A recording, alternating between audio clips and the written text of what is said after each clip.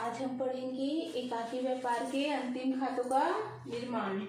ठीक है, question number 2 आपको बताई थी मैं लास्ट वीडियो में।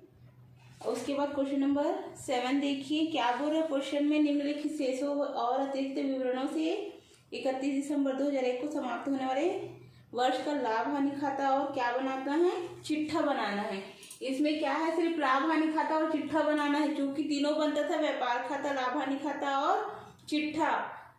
व्यापार खाता बना हुआ ये कैसे पता चलेगा, क्योंकि क्वेश्चन में देखिए लास्ट में दिया है पेज नंबर 610 में कि सकल लाभ 15,500।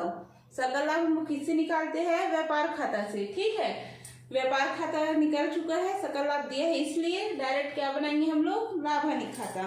ठीक है, लाभ हानि खाता में सबसे पहला फिर देखिए पूंजी, फर्नीचर, ये सब मदे जो है वो किस में आते हैं, चिट्ठे में आते हैं। ठीक है, स्टार्ट करते हैं वेतन से। वेतन कितना दिया है, 2,200 वेतन दिया है, उसमें समायोजित करना है, एडजस्टमेंट कितना करना है। अदत्त वेतन बोला है 200। अदत्त वेतन हम लोग क्या करते हैं, प्लस करते हैं। ठीक है, 2200 में हम लोग 200 प्लस किए तो कितना आया हम लोग का, ये वाला अमाउंट 2400। ठीक है, सेकेंड वाला मत क्या है, डूबत ऋण।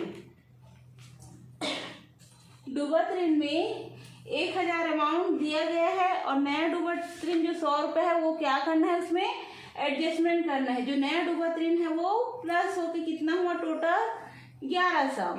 और उसमें फिर डूबत ऋण प्रावधान करके एक और दिया है जिसका अमाउंट 800 है, सेकंड समायोजन वाले में, उसको प्लस करने पर कितना हुआ, 1900। ठीक है, उसके बाद क्या बोल रहा है, इसी डूबत ऋण के आगे में क्या प्रोसीजर है, अशोध्य डूबत ऋण का। ठीक है, ये कौन सा वाला डूबत ऋण हुआ, पुराना वाला। नया आयोजन की जो 100 रुपये वाला अमाउंट है उसको, और ये जो पुराना वाला है उसमें 1600 वाला क्या किए हम लोग, माइनस किए। ठीक है, माइनस करने के बाद कितना बचा अमाउंट, 300। उसके बाद क्या बोल रहा है, लेनदार देनदार, ये वाला कौन से पक्ष में जाएगा, जब चिट्ठा बनाएंगे उस वाले पक्ष में जाएगा। आग से हानि, ये वाला 500 अमाउंट लिखे। उसके बाद क्वेश्चन में आगे क्या बोल रहा है, डाक में दिया है 100 रुपये। उसके बाद फर्नीचर हाउस वाला समायोजित करना है। फर्नीचर हाउस कितना है, उपस्कर पर 10% अवमूल्यन कीजिए, तीसरा समायोजन है, मतलब कि फर्नीचर पर। फर्नीचर का अमाउंट कितना दिया है आपका, 4000। इस 4000 में इसका 10% निकालेंगे तो कितना आया, 400। ये 400 वाला अमाउंट इसमें समायोजित किए। ठीक है, लाभ हानि खाते में। उसके बाद आगे देखिए क्या बचा, इस तरफ की जो डेबिट पक्ष की मदे है वो कंप्लीट हो गया। अब इधर क्रेडिट पक्ष में जो जो समायोजित करना है वो अमाउंट नोट करेंगे। सकल आपका अमाउंट दिया है 15,500। ठीक है, अब कमीशन देखिए, कमीशन चूंकि क्रेडिट है तो ये वाला मदे लिखिए, क्रेडिट पक्ष में लिख करके कमीशन को क्रेडिट लिखिए, और इसमें अदत्त कमीशन 100 रुपये करके किस में दिया है, चौथे नंबर के पॉइंट में दिया है जो समायोजन वाला है उसमें। ठीक है, टोटल के कितना है अदत्त कमीशन को, कमीशन में प्लस करने पर 500। उसके बाद क्या बचे आपका, किराया। किराया 1800 दिया गया है क्वेश्चन में, क्रेडिट पक्ष में तो किराया लिखे। कभी कभी किराया हम लोग डेबिट पक्ष में भी लिखते हैं, यदि क्वेश्चन में डेबिट दिया होता है तो क्वेश्चन में स्पष्टीकरण के साथ किया जाता है कि अमाउंट डेबिट होगा या क्रेडिट होगा। इसमें क्रेडिट दिया गया है, इसमें क्रेडिट अमाउंट लिखे, और अप्राप्त किराया मतलब वो किराया भी बचा हुआ है उसको माइनस किए। समायोजन वाले में लास्ट 5वां पॉइंट दिया है कि किराए के 600 रुपये अनुपार्जित है, ये वही अप्राप्त किराया है, इसको क्या किए हम लोग, माइनस किए। 1800 में 600 माइनस करने पर क्या है आपका, 1200।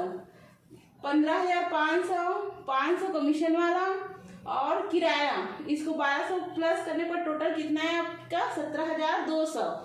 17,200 में से क्या क्या माइनस किए, 2400 वेतन वाला, डूबत ऋण के प्रावधान में 300, 500, 100 और फर्नीचर है 400। इन पांचों मदों को माइनस करने पर, चारों मदों को माइनस करने पर क्या है आपका, शुद्ध लाभ। ये शुद्ध लाभ कितना हुआ? 13,500। आपका व्यापार खाता दिया था इसलिए हम लोग को सकल लाभ डायरेक्ट नोट किए यहाँ पर। अब इसके बाद क्या बनाएंगे हम लोग? चिट्ठा।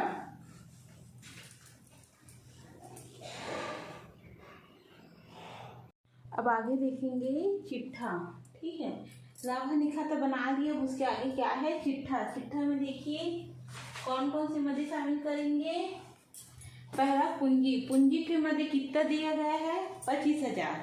ठीक है, उसमें शुद्ध लाभ कितना प्लस करेंगे? 13,500। हम लोग को शुद्ध लाभ आया था ना लाभ हानि खाते का, वही प्लस करेंगे। उसके बाद क्या है? लेनदार दिया है आपका बुक में 9,000।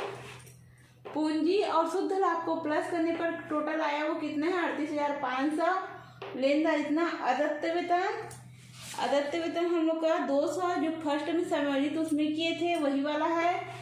अप्राप्त किराया 600, ये भी समायोजन किए थे। जो लास्ट पॉइंट दिया है 600 रुपये अनुपादित है। मैंने शुरू में ही बताया था कि जो भी समायोजन करने का रहता है, एडजस्टमेंट करने का रहता है, मद वो व्यापार खाता, चिट्ठा लाभ हानि खाता, चिट्ठा से दो बार वो मदे शामिल होती है। ठीक है, ये अप्राप्त किराया 600 हो गया। अब इसके आगे देखते हैं संपत्ति पक्ष में फर्नीचर दिया है कितना? 4,000। ये 400 कौन सा है? जो समायोजन करने पर हमें क्या कहा गया है? 10%। समायोजन करने पर 10% क्या करने कहा गया है? हम लोग को हाथ से लगाने कहा गया है। उसको माइनस करने पर कितना आया? 3600। उसके बाद क्वेश्चन में प्राप्य पत्र दिया है कितना दिया है? 2,000। देनदार दिया है 4500।